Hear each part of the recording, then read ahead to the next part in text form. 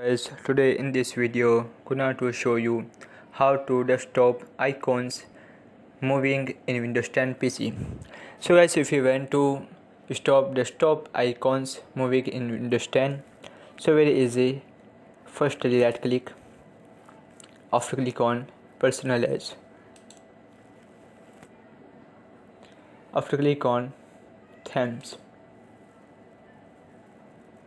after here option desktop icon settings, so click on desktop icon settings.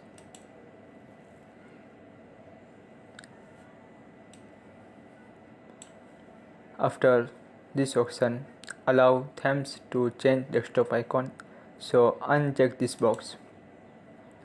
After click on apply, click on OK.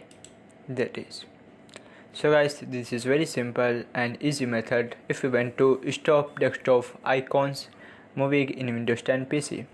Thank you for watching this video. Please subscribe my channel for latest update.